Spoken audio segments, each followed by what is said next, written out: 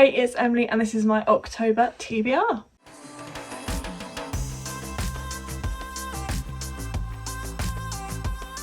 Yes, October's come around. I feel like September sped away so quickly. Like, I don't know what happened to that month.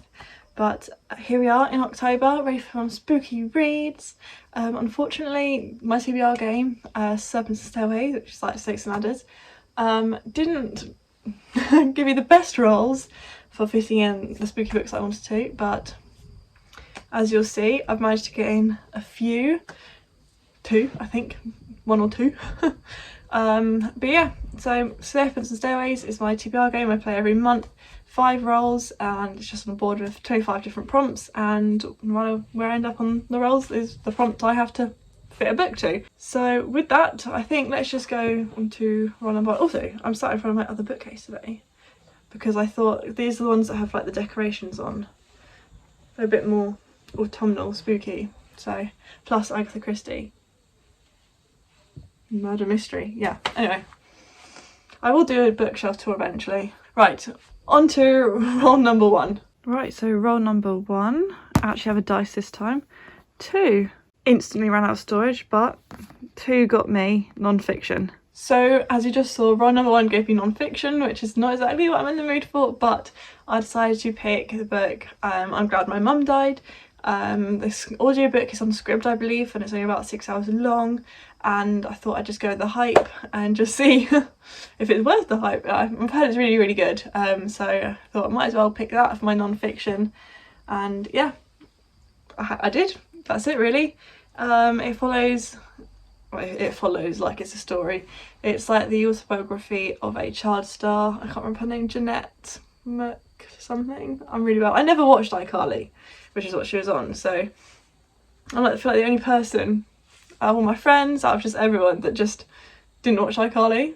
But yeah, I've heard it's really, really good, so I picked that as the audiobook is on Scribd. Moving on to roll number 2. Roll number 2. 1. Phone a friend. So yep, as you just saw, roll number 2 gave me Phone a Friend, and as always I got my friend Sammy to pick. I sent her a picture of 4 books that I want to read. This is where I could get in some of the spooky books because I could pick the 4 books. As you can see here, this is the picture I sent her. So I had Uzumaki by Ginger Ito, Clown in a Cornfield by, I can't remember, Adam something I think. Charlotte Says by Alex Bell, which is a prequel to Frozen Charlotte, and then Cabin at the End of the World. And the one that Sammy picked, as you can then see here from the chat, is Cabin at the End of the World, which, as it is the 1st of October today that I'm filming this, I have just started it this morning, so I'm about 30 pages in. So yeah, page 34 at the minute. So yeah, she picked this one. This has been on my TBR for a very long time. I didn't actually know what it was about. There we go, already ran out of storage. But yeah, I had no idea what this was about.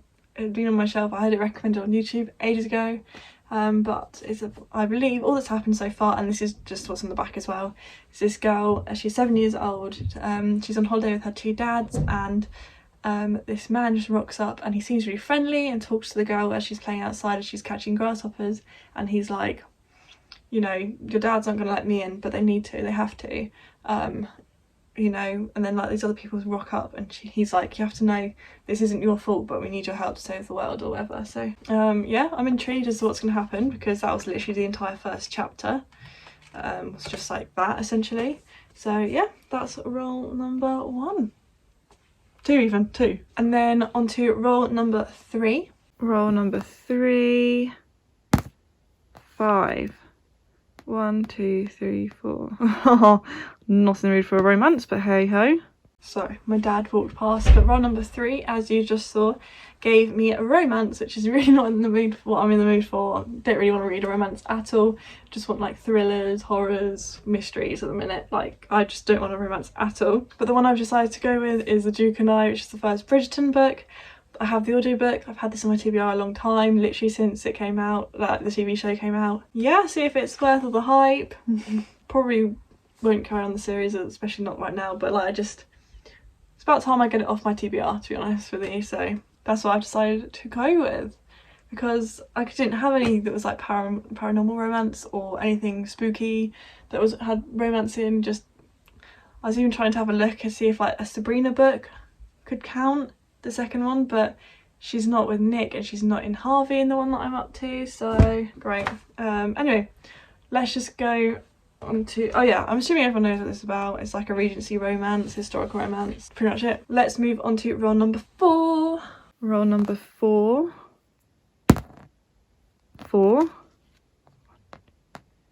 Historical. Well, I just wanted a horror or a thriller this month, that's all I wanted. So as you just saw, roll number 4 gave me historical, and I tried to pick my most like spooky, thrilling historical book that I have. And that's The Mercy Seat by Elizabeth H. Winthrop. I've had this since my book spa, which I will try and remember to link somewhere, the video I took there. And this is set in 1943 in Louisiana, and I believe it's something to do with the electric chair, but I'm not too sure. I'll read the back. In a small Louisiana town, one baking hot evening in 1943, a young black man sits in a cell awaiting his end. At midnight, he'll be executed for raping a white girl.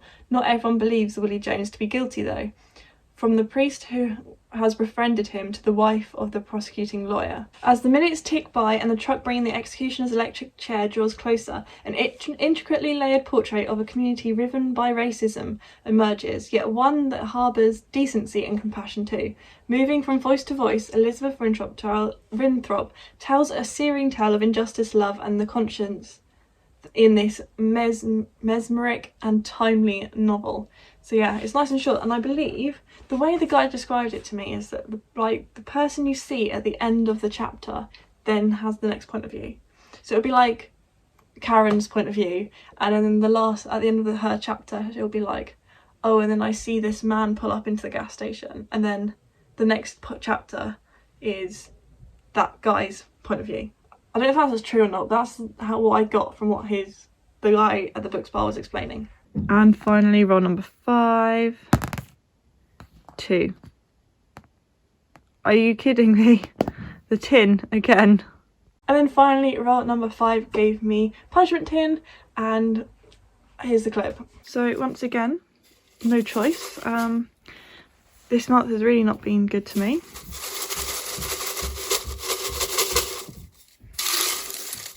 Alright, oh, one's jumped out already.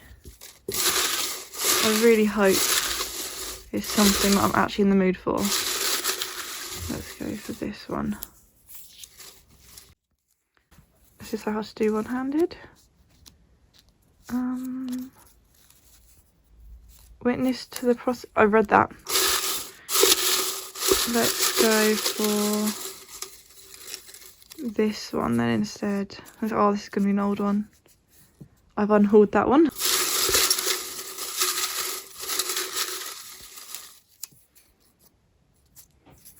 Oh, what's this? Another old one. I've unhauled that. Let's pick this one. I Am Malala. I was already picking that, I think, but hey ho, let's go for this then. So yep, I Am Malala is now on my TBR. Emptied a few tickets out of my punishment tin. This has been my TBR for a very long time. This is actually the teen edition because I've had it so long, but I'm glad I'm finally getting to it because yeah, I need to read this. And yes, that's like 2 non-fiction on my TBR this month.